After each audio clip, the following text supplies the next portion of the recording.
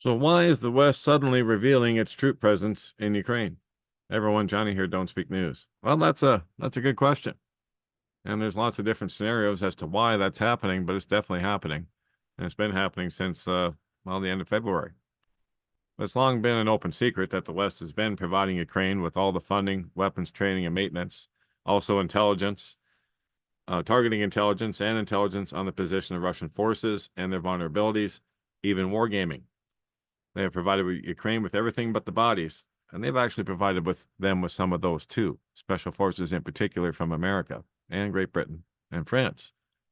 While President Joe Biden has long insisted that American troops will not be engaged in a conflict with Russia and Ukraine, while we knew that was a lie from the beginning, it was just a matter of time, because the West has become directly involved, and there's dead troops on the ground to prove it. But anyway, it's mostly true.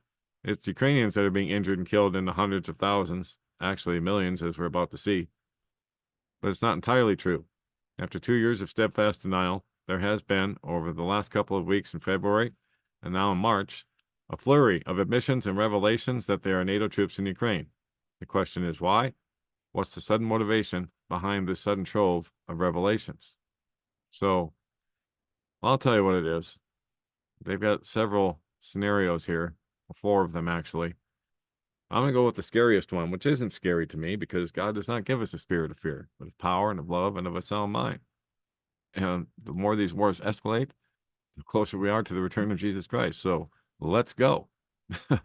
Anyway, the scariest possibility that was suggested to the author here is that the West is serious both about NATO troops already being in Ukraine and about the possibility of sending more NATO troops not being ruled out. Yes, they are sending more. The leaks and revelations are intended to lay the groundwork for sending more troops. The idea is to sell the idea of sending more troops by desensitizing reluctant Western partners to the risk, by pointing out that the risk has already been taken. They might even add that Russia knows and it hasn't escalated and drawn the West into a NATO-Russia war. So the question is, how many troops can be sent before triggering a Russian response? Well, we don't know, because we don't have the official behind-the-scenes playbook as how this is going to play out. But nonetheless, it's going to play out at some point. And one of the big reasons, in my opinion, that they're revealing all of this now is because Ukraine's losses are in the millions, not the hundreds of thousands, but the millions, according to this retired Polish general and others that I've seen around the internet. Kiev does not have the resources or manpower to continue the fight against Russia, which is why the West is revealing its troop presence in Ukraine. Anyway, Ukraine's losses in the conflict with Russia should be counted in the millions, according to the former chief of the Polish General Staff. I'm not going to try and pronounce his name. Now, Kiev is losing the war and does not have the resources to sustain the fight, he added. In an interview with the Polsat broadcaster on Monday, the retired general described Ukraine's battlefield situation as very dramatic and insisted there are no miracles in war. Ukrainian President Zelensky's decision to replace his top general, this Zaluzhny, with Syrsky, has failed to make a significant difference as the same issues remain for Kiev's new commander-in-chief. Yes, they have no manpower or resources left. According to the retired general, Ukraine is suffering deficits in equipment and manpower, with losses taking their toll on its capabilities. He said they are missing over 10 million people. I estimate that the losses should be counted in the millions, not hundreds of thousands. There are no resources in this country. There is no one to fight. The Ukrainians are losing this war, he stated, pointing to media reports suggesting that Kiev is running out of anti-aircraft missiles to protect itself from Russian strikes. Echoing warnings from several Western leaders in recent weeks, Andriyshak called for the arms production to be boosted and argued that the West should prepare for a full-scale conflict with Russia within 2 to 3 years. Russian President Putin has insisted Moscow has no plans or interest in attacking NATO. So, we'll see.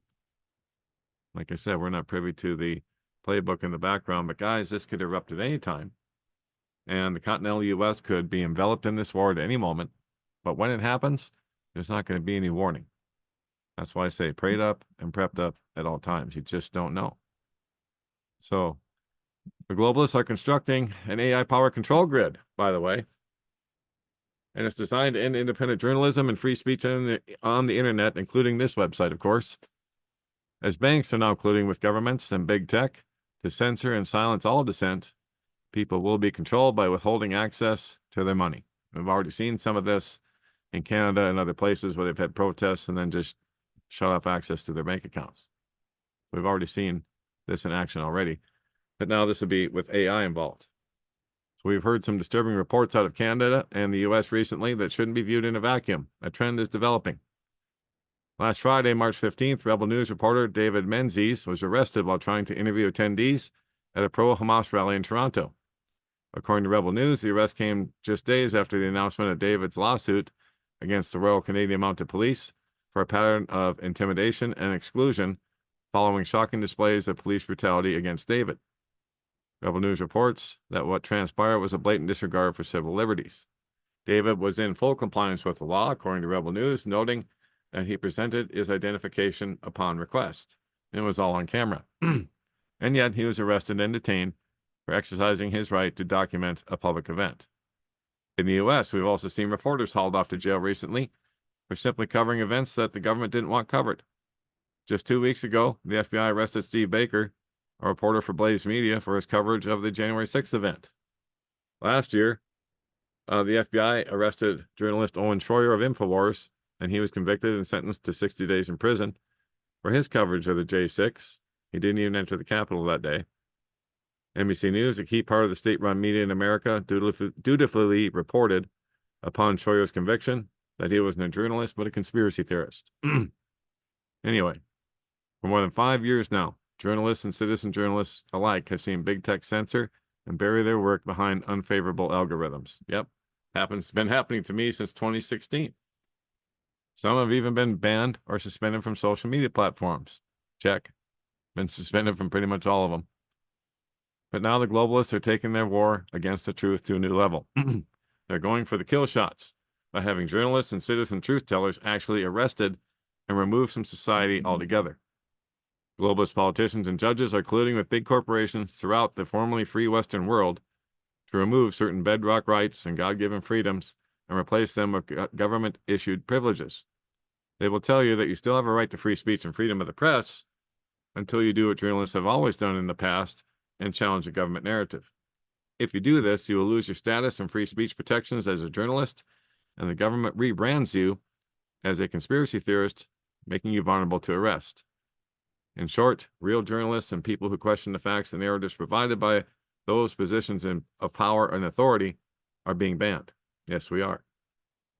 This movement against real journalism is coming from the United Nations and World Economic Forum, both of which have made the elimination of what they call disinformation a top priority for 2024 and beyond. World Economic Forum founder Klaus Schwab brags about how he's penetrated the cabinets of Canada's Justin Trudeau, France's Macron, and many other governments with World Economic Forum young global leaders. Yes, indeed he has, including a lot of senators and congressmen here in America as well.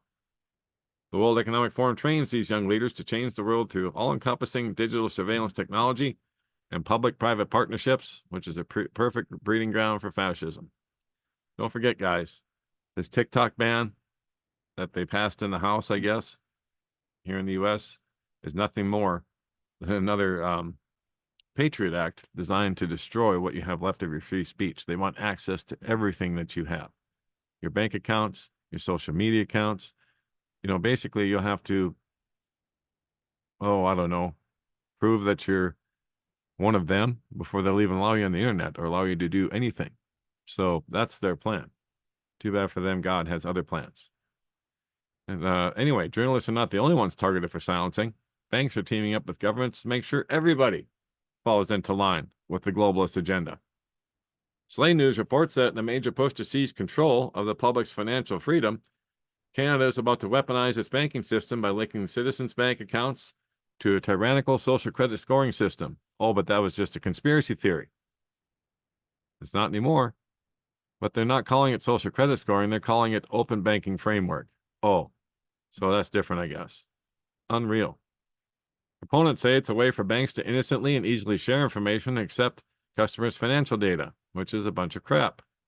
The truth of the matter is that this is an opportunity to merge social standings with banking, to provide governments and unelected bureaucrats with complete control over our finances.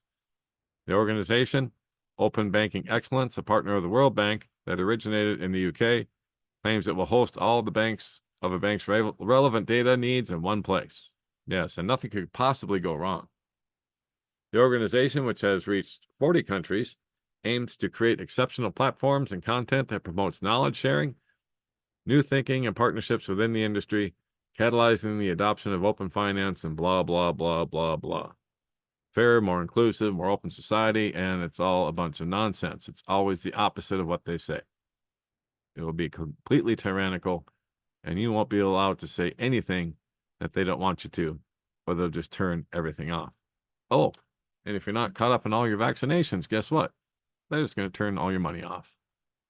Oh, you're not caught up on whatever, let's see, anti-racism training this week, or you fell behind? Oh, we're going to cut your money off and you can't go to the concert this week and blah, blah, blah, blah, blah. That's the kind of control that they want. For those who remain, that is. For the 500 million of us that they deem worthy of existence. Because that's their ultimate plan, is to depopulate the world to that level. But like I said, that's why Jesus Christ is cutting the days short. That's why he's returning soon. And boy, you better be ready. Do you have Jesus Christ as your Lord and Savior? Because if you don't, you're not going to make it through what's coming. He is the ark. He is the way, the truth, and the life. No one gets to the Father and reconciled to him but through him. He said it himself. No one gets there but through me. Not Muhammad, not Buddha, not anybody else. And certainly not through ourselves, not through our own strength, not through our works, lest anyone should boast. It's a free gift. And if you're one of those stragglers I've been speaking to, it's time to come home. It's time to come home. Don't delay another day. Make him Lord and Savior of your life today, before it's too late, because he could return at any minute. We don't know the day, the time, or the hour. That's the thing. And he's going to come like a thief when nobody expects it. And that would be about now. Everyone's distracted by everything else going on around the world. As now we have also the Taliban announcing attacks against Pakistan. So kingdom against kingdom, ethnic group against ethnic group. It's spreading everywhere, guys. The red horse is riding. All right. Don't forget, don'tspeaknews.com. It's home base for everything that we do. So if we disappear from everywhere else on the internet, YouTube and whatever, this is where you can find us. Well, until they get rid of this too. But anyway, over, oh gosh, I think we're approaching 2,000 articles again, unless they deleted a whole bunch. I haven't looked lately, but they have been deleting some. So, but everything is here, up here on the top to navigate the site. If you want to look and see where we're located in other places, click the YouTube, BitChute, and Rumble tab up here. All the links to all the different locations where we're at, BitChute, Rumble, Telegram, Substack, it's all right here. For channel support, if you'd like to support us, and we are listener supported only, there's no ads here and there never will be. Not anymore anyway. We had some in the beginning, but it wasn't worth it. So we are listener supported only. And here are all the links to support us if you'd like to do so. And to subscribe and be updated whenever I put up a new post or a video, just type in your email here under the subscribe contact Johnny tab, and then click subscribe and you're in. Every time I put up a new post, you'll be notified. And then you can contact me at either one of these two emails right here. And there you go. All that and more right here at don'tspeaknews.com. And that's it for now. God bless. Take care. Johnny Storm, Don't Speak News.